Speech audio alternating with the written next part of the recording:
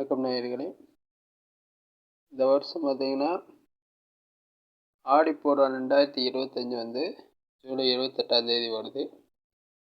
அதாவது ஆடி மாதம் பூர நட்சத்திரம் உச்சத்தில் இருக்கும்போது ஆண்டாள் வந்து அவதரித்தாங்க. இப்போ ஆண்டாள் அம்மாவோட வரலாறை பற்றி பார்ப்போம்.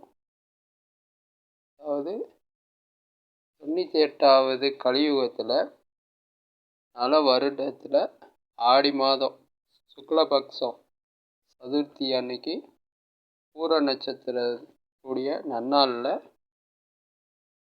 ஆண்டாளம்மா வந்து அவதரித்தாங்க.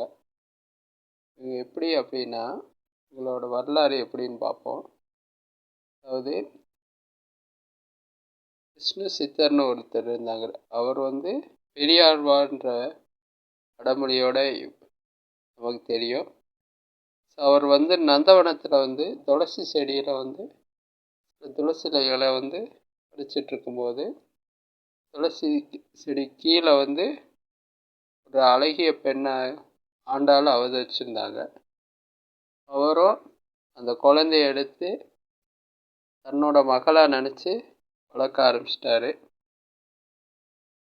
அந்த பெண்ணுக்கு, அதாவது ஆண்டாளுக்கு வந்து கோதை அப்படின்னு பெயர் வச்சு பாசத்தோடு வளர்த்து வந்தார்.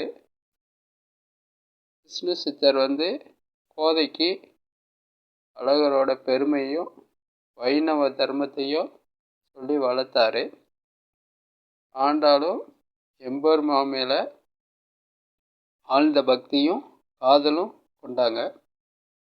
விஷ்ணு சித்தர் வீட்டில் இல்லாத நேரத்தில் தன்னை அலங்கரித்து கொண்டு ஆழ்வார் எம்பெருமானுக்கு கட்டிய மாலையை சூடி கண்ணாடி முன்ன நின்று, நான் அந்த பெருமாளுக்கே இணையா அப்படி எண்ணி மகிழ்ந்தாங்க. விஷ்ணு சித்தர் வர்றதுக்கு முன்னாடி மாலையை கலத்தி மீனும் சுருட்டி வச்சுருவாங்க. இப்படி பல நாள் நடந்துச்சு.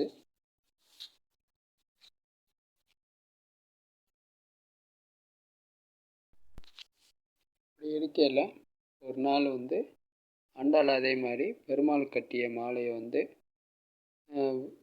மேலே சூடி கண்ணாடி முன்னே நின்று அழகு பார்க்கும்போது விஷ்ணு சித்தர் பார்த்துடுறாரு.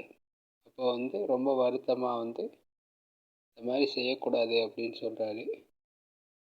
ஆண்டாலும் இல்லை, இனிமேல் செய்ய மாட்டேன் அப்படின்ற மாதிரி மனசு வருத்தப்பட்டு தந்தையிட்ட சொல்லிட்டாங்க. அந்த மாலையை வந்து அவர் அன்னைக்கு கோவிலுக்கு கொண்டே போகலை, அப்படியே வச்சிடுறாரு.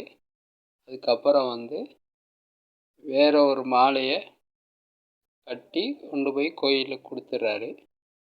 ஆனால் அன்னைக்கு இரவு வந்து பெருமாள் வந்து அவரோட கனவுல வந்து ஏன் இன்னைக்கு எனக்கு வந்து மாலை சூட்டலை அப்படின்ற மாதிரி கேட்குறாரு.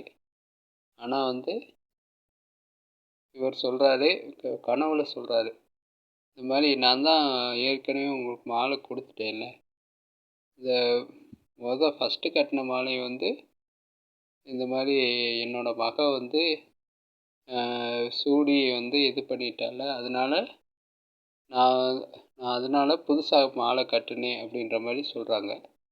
ஆனால் வந்து பெருமாள் அதுக்கு பதில் சொல்கிறாரு, இன்றைக்கி மட்டும் இல்லை, தினமும் வந்து உன்னோட மக சூடி கொடுத்த மாலையை தான் நீ வந்து என்கிட்ட வந்து கொடுத்துருக்க, என் மேலேயும் மாலை போட்டு அணிவிச்சிருக்க. அந்த மாலையை தான் எனக்கு மனசு திருப்தியாக இருந்துச்சு. இனிமேல் உன் மக சூடி கொடுத்த மாலையை தான் நான் வந்து தினமும் அணிவேன் அப்படின்ற மாதிரி சொல்லிடுறாரு.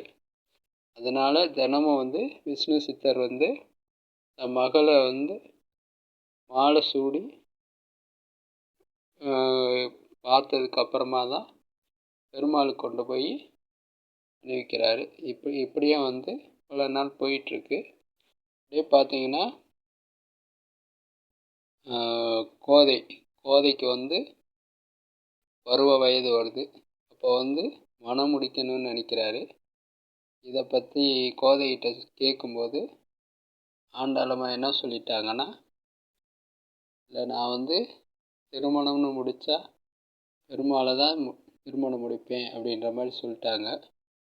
என் மனசு உடம்பும் அவருக்கு தான் அப்படின்னு சொல்லவும், இது எப்படி சாத்தியமாகும் அப்படின்னு ஒரு குழப்பத்திலேயே வந்து அவர் படுத்துடுறாரு. அன்னைக்கு அவர் கனவுல ஸ்ரீரங்க பெருமாள் தோன்றி, விஷ்ணு சித்தரே, உங்கள்கிட்ட வளர்கிற ஆண்டாள் வேறு யாரும் இல்லை, மனைவி மகாலட்சுமியோட அவதாரம் தான். அதனால் நீங்கள் வந்து ஸ்ரீரங்கத்துக்கு ஆண்டாளை அழைச்சிட்டு வாங்க, நான் வந்து ஆட்கொள்கிறேன் அப்படின்னு சொல்லிட்டு மறைஞ்சிடறாரு. கண் விழித்து பார்த்த விஷ்ணு சித்தர் வந்து கனவுல வந்து பெருமாள் சொன்னது கரெக்டுன்னு கண்டுபிடிச்சிட்டாரு. அப்புறம் பார்த்தீங்கன்னா நல்ல நாளில்